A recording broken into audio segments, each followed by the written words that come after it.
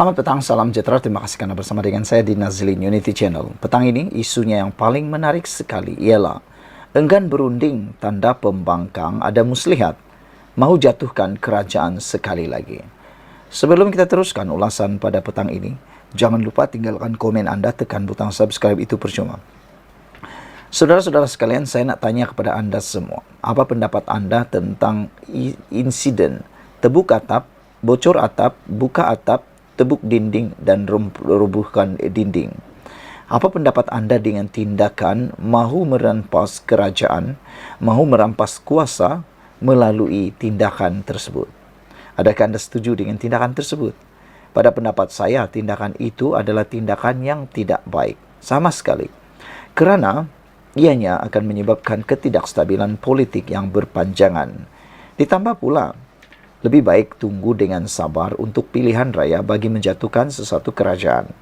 Kerana tindakan tebuk atap, tindakan buka atap, buka dinding dan sebagainya yang juga dipanggil dengan macam-macam nama, contohnya yang paling terkenal ialah langkah Sheraton, hanya akan menyebabkan kehilangan kepercayaan daripada rakyat. Rakyat yang mengundi kerajaan tersebut sepatutnya dihormati untuk memandatkan kerajaan tersebut. Kerajaan tersebut menang dan menjadi kerajaan kerana mandat rakyat dan bukan disebabkan oleh parlimen.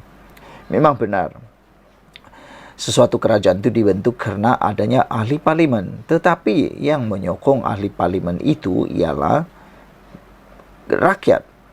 Makna kata, sesuatu mandat itu datang daripada rakyat.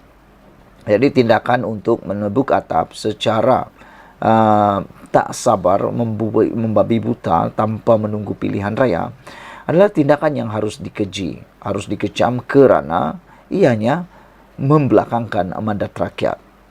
Isu kali ini apabila enggan berunding, itu menunjukkan tanda pembangkang ada muslihat mau jatuhkan kerajaan sekali lagi.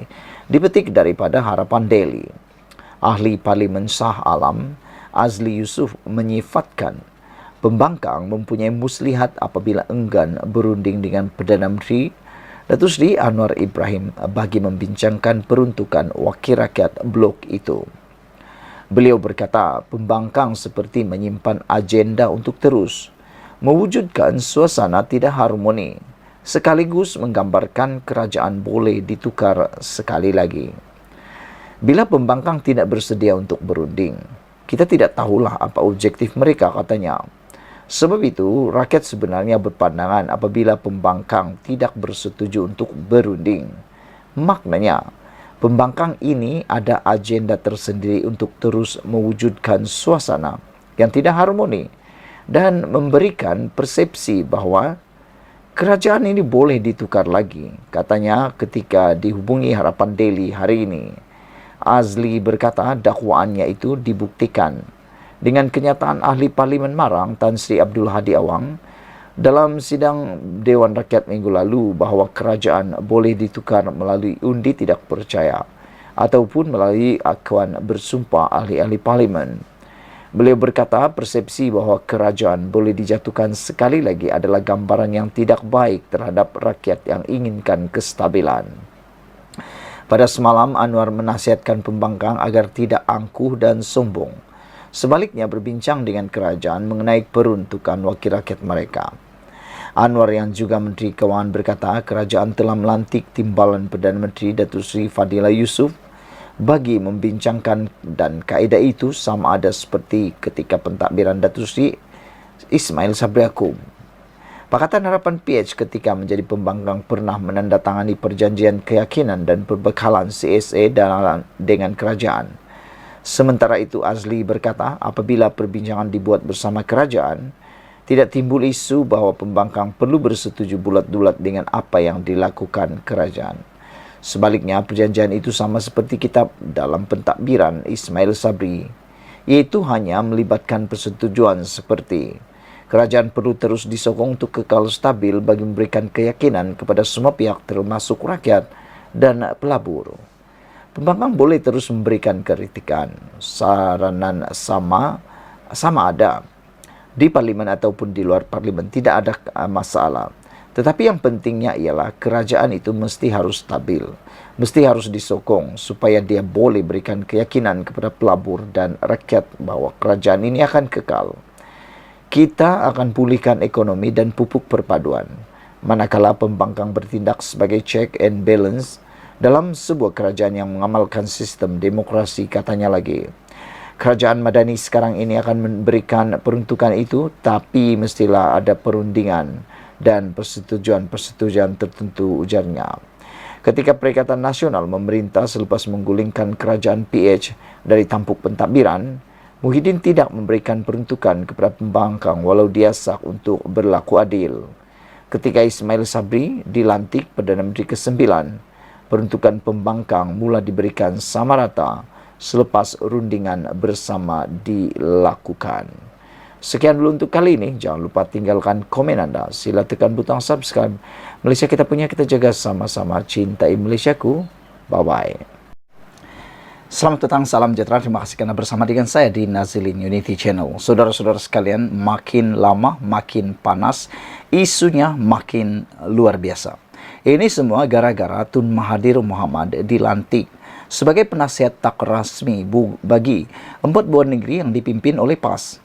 Persoalannya petang ini ialah apa yang akan jadi yang seterusnya.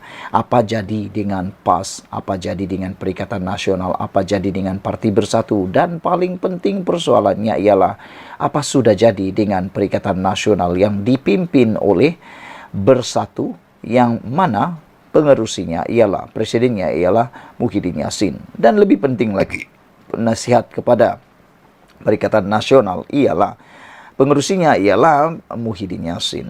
Yang sekarang ini kelihatan pula yang lebih menonjol di dalam Perikatan Nasional ialah Mahathir Mohamad.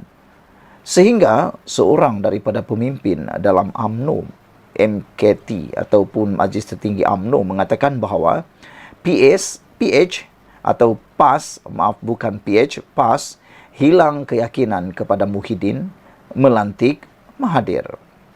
Pengarah komunikasi UMNO, Datuk Lokman Nur Adam, mendakwa ahli Bersatu menganggap Tan Sri Muhyiddin Yassin sebagai liability sehingga membawa kepada pelantikan Tun Dr. Mahathir Mohamad sebagai penasihat tidak rasmi Kerajaan Negeri Takbiran Perikatan Nasional. Kata beliau, itulah orang dalam Bersatu sendiri pun sudah nampak bahawa Muhyiddin ini satu liability. Begitu juga orang dalam Perikatan Nasional PN, kata Lokman Adam. Lokman menyoal ketidakhadiran Muhyiddin di dalam mesyuarat tersebut. Mereka sudah hilang rasa hormat kepada Muhyiddin. Kalau mereka itu masih menghormati Muhyiddin, mereka tidak boleh buat perjumpaan sulit tanpa bersama Muhyiddin atau tanpa kehadiran Muhyiddin. Tak pastilah Muhyiddin dijemputkah atau tidak, itu kita tidak dapat pastikan. Tapi yang teruknya, kalaulah Muhyiddin tidak dijemput di dalam perjumpaan tersebut. Kata Lokman lagi, Haji Hadi Awang, Presiden PAS, bukan Menteri Besar. Kenapa dia nak menghadiri mesyuarat itu? Taqiyuddin pun bukan Menteri Besar. Dia Setiausaha Agung. Kenapa dia menghadiri mesyuarat Menteri-Menteri Besar bersama Mahathir? Soalnya dalam satu video yang dimuat naik di Facebooknya semalam. Beliau memberi jawapan itu sebagai respon kepada persoalan terhadap usaha mengedepikan Muhyiddin dan pergolakan dalaman Perikatan Nasional yang semakin ketara. Sehingga Datuk Seri Hamzah Zainuddin turut mengumumkan hendak bertanding jawatan Presiden. Hamzah ialah setiausaha Parti Bersatu dan Ketua Pembangkang. Lokman yang juga ahli Majlis Tertinggi UMNO, MKT UMNO, turut menyoal tentang ketidakhadiran Muhyiddin yang juga pengerusi PN ke mesyuarat tersebut. Kalau Haji Hadi, Taqiyuddin boleh datang, kenapa Muhyiddin tidak boleh datang? Jangan lupa, kerajaan-kerajaan PAS ini ada yang bertanding menggunakan lambang PN, kata beliau lagi. Aku kalau jadi Muhyiddin, aku letak jawatan, kata Lokman Adam secara sinis dalam video tersebut. Kami selalu Menteri Terbesar Terengganu, Datuk Seri Ahmad Samsur Ri Mokhtar mengumumkan Kerajaan Takbiran Perikatan Nasional PN iaitu Kedah, Kelantan, Terengganu dan Perlis telah membentuk blok kerjasama dan Tun Dr. Mahathir Mohamad dilantik sebagai penasihat tidak rasmi. Usaha tersebut bertujuan memberi fokus kepada pembangunan ekonomi masing-masing dan memelihara kebajikan rakyat. Sekian dulu untuk kali ini. Jangan lupa tinggalkan komen anda. Sila tekan butang subscribe. Malaysia kita punya. Kita juga sama-sama cintai Malaysiaku. Bye-bye. Selamat petang, salam sejahtera. Terima kasih kerana bersama dengan saya di Nazilin Unity Channel. Saudara-saudara sekalian, ini satu lagi pendedahan luar biasa datang daripada Harapan Daily. Dengan tajuk, lebih 20 kemudahan sukan dinaik taraf dibina, tapi ahli Parlimen PN masih tak nampak. Sebelum kita teruskan ulasan kali ini, jangan lupa tinggalkan komen anda. Tekan butang subscribe, itu percuma. Adakah ahli Parlimen Perikatan Nasional buta? Kata netizen, mereka mempersoal. Apabila mereka seakan-akan tidak nampak, 20 kemudahan sukan telah pun dinaik taraf, telah dibina, tapi masih lagi kata tak nampak. Terdapat lebih 20 kemudahan sukan dinaik taraf dan dibina di Parlimen Permatang Pau sejak 2018. Ketua Angkatan Muda Keadilan AMK Permatang Pau, Fahmi Zainul, menyenaraikan fasiliti terbabit yang kebanyakannya terdiri daripada gelanggang pelbagai jenis sukan. Senarai tersebut susulan usul ahli Parlimen Permatang Pau dari PAS, Muhammad Fawaz Muhammad Jan, dalam sidang Dewan Rakyat pada 13 September lalu. Tangkap layar usul daripada ex-Pemuda PAS kawasan Permatang Pau itu kemudiannya tular dan menarik perhatian orang ramai. Fawaz mengemukakan usul bahawa fasiliti sukan di kawasan diwakilinya perlu diberi perhatian kerana warga Permatang Pau kebanyakannya terlibat dalam aktiviti sukan. Sehubungan itu, Fahmi, 32, tampil menjawab dengan menyeraikan perincian kemudahan sukan yang dinaik taraf dan dalam pembinaan.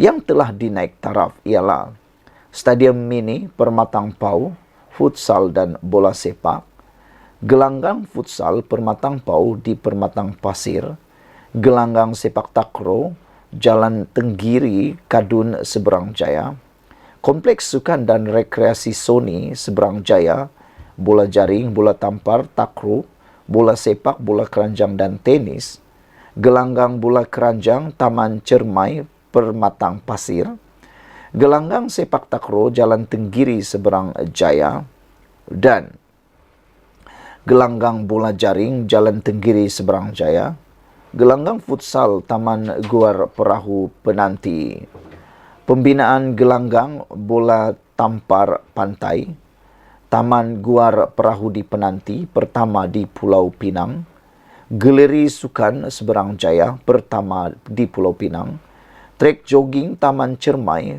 Permatang Pasir, lain-lain Taman Tunku Seberang Jaya, kolam renang Seberang Jaya sedang dinaik taraf, gelanggang futsal Arwana Seberang Jaya, mengkuang dem, mendayung kanu di Penanti, gelanggang futsal Bandar Baru Perda di Seberang Jaya, gelanggang futsal Taman Siakap Seberang Jaya, gelanggang sepak takraw Kampung Surau Seberang Jaya, gelanggang sepak takraw Taman Sembilang Seberang Jaya, gelanggang futsal Taman Sembilang Seberang Jaya, gelanggang sepak raga 7 Pengkalan Tambang Seberang Jaya, gelanggang sepak takraw Lebuh Tuna Seberang Jaya, gelanggang bola jaring Lebuh Tuna Seberang Jaya, dan gelanggang sepak takraw Seberang Jaya. Saudara-saudara sekalian, ini memang betul-betul mengejutkan kita semua. Jadi, apalagi yang sebenarnya nak dipertanyakan, persoalkan. Sekian dulu untuk kali ini. Jangan lupa tinggalkan komen anda, tekan butang subscribe. Bye-bye.